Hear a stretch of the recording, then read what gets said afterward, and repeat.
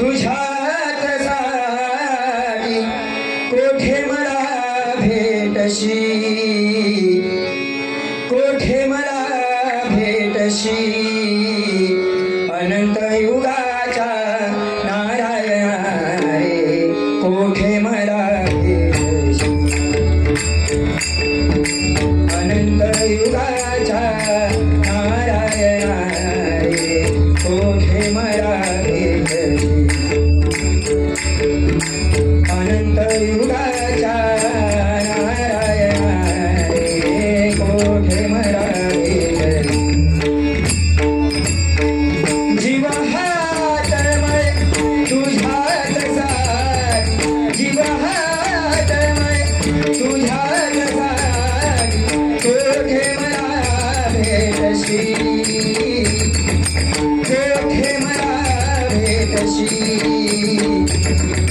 अनंत युगाच्या नारायणा रे, कोठे मला भेटशी अनंत युगाच्या नारायणा रे, कोठे मला भेटशी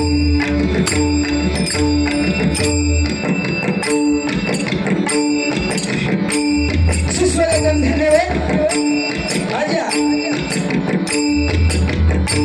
रंग देवता आणि स्थान देवतेच्या चरणी विनम्र अभिवादन करून आजा मसुरे देऊळवाडा गावठणवाडीमध्ये श्री श्रीदेव रवनाथ मंदिरामध्ये सत्यनारायणच्या महापूजेनिमित्त आमने सामने डबलवारी भजनाचा जंगी सामना आयोजित केलेला आहे आणि त्यासाठी मी स्वतः सूरज खांडेकर मुक्काम पोंभुर्ले तालुका देवगड सिंधुदुर्ग आणि मला पकवान झाड करताय मी सुप्रसिद्ध पकवान झाड काम परम मित्र सिद्धेजी खाडी आणि मला तबला साथ करताय आमचे बंधुराज शुभमजी खांडेकर तसेच आज आमचे जोडीवाले बुवा आमचे परम मित्र सुरेश काराणे बुवा आणि त्यांना पकवान साथ करताय आमचे परम मित्र सुप्रसिद्ध पकवान वादक विनोदजी मांडवकर आणि तबला साथ करताय आमचे माऊली दामोदरजी खाडी। तर आम्हा दोन्ही बुवांना इथून भजन करण्याची सुवर्ण संधी दिल्याबद्दल मी सर्व ग्रामस्थांचे माझ्या श्री आई जांभई प्रासादी भजन मंडळाच्या वतीने लाख लाख आभार मानतो।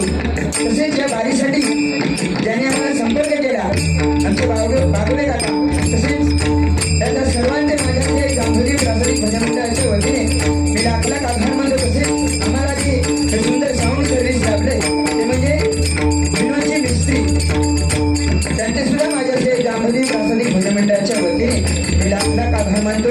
तसेच इथे जमलेल्या माझ्या माय बापाची प्रेक्षकांच्या चरणी नतमस्तक होऊन श्री जैन भरतेश्वर श्री माऊली देवीच्या चरणी नतमस्तक होऊन लोहनाथाच्या चरणी नतमस्तक होऊन तातेरी देवीच्या चरणी नतमस्तक होऊन आई जांभई देवीच्या चरणी नतमस्तक होऊन सरस्वती मातेला वंदन साडेचारशे वर्षापूर्वी या महाराष्ट्राच्या मातीमध्ये एका रणरागिणीचा जन्म झाला जिने जंगलातल्या 11 विक्रासियाच्या पायात घुसलेला काटा काढण्याचे धाडस केले आणि तीच रणरागिणी भोसले घराण्याची कुलवती झाली। छत्रपती शहाजी महाराजांची सौभाग्यवती झाली। तिच्या कुशीतून स्वराज्याचं एक स्वप्न जन्माला आलं। बाळा शिवभाने जन्म घेतला 19 फेब्रुवारी 1630 रोजी तुम्हालाही समजायलाही पादऱ्या मुंडे आणि शिवनेरी एका तेजस्वी तपस्वी बाळाचा जन्म झाला।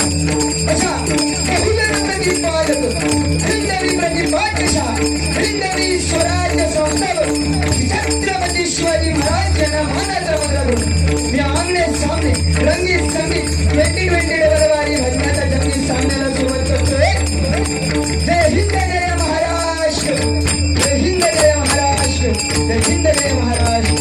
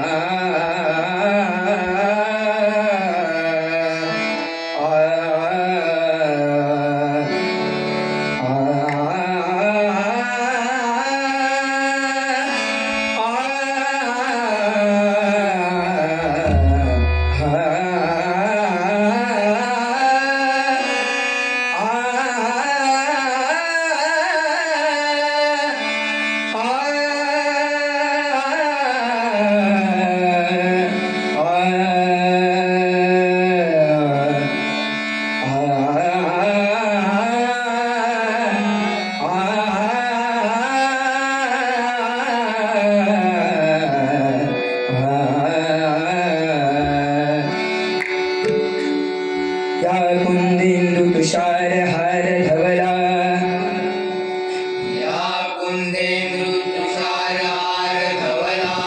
या शुभ्र वस्त्रानृता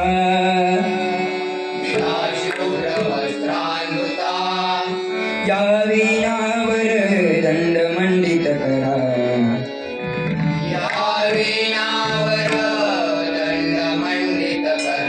या श्वेत पद्मासना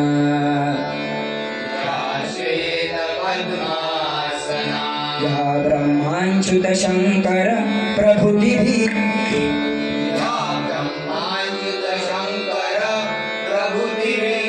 देवेन सदा वंदिता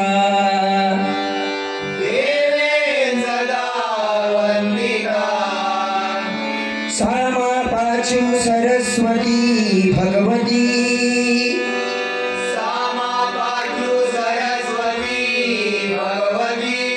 निशेष जाड्यापा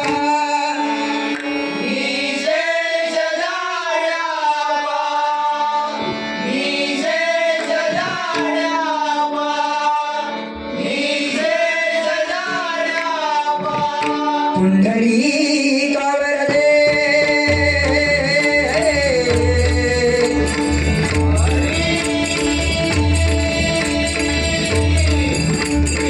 श्री ज्ञानदेव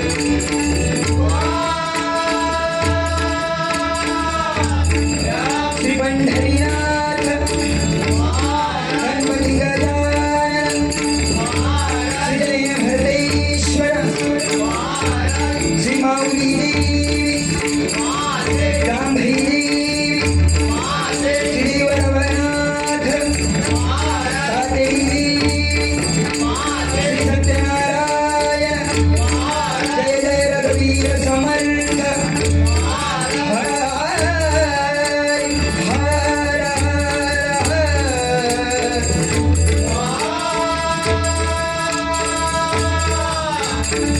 सुप्रसिद्ध भजनकार गुरुवर्य संदीप पुजारी सुप्रसिद्ध भजनकार गुरुवर्य विजय पुजारी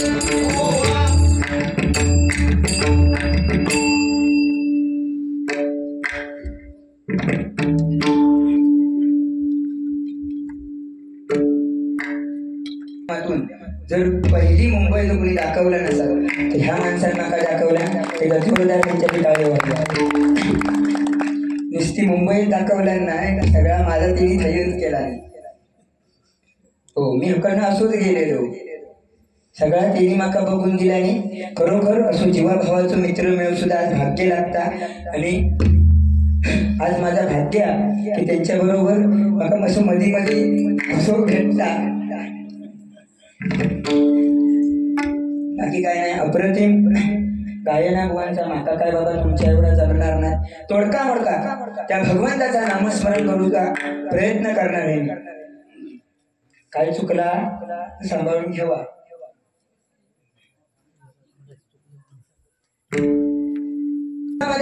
जनसामान्य माणसाला नतमस्तक करणे म्हणजे या ठिकाणी भजन आहे आणि तामे करूचा प्रयत्न करणारे आज बघा गर्दी कमी आपण बहुतेक मला वाटतं गर्दीपेक्षा दर्दी परवडले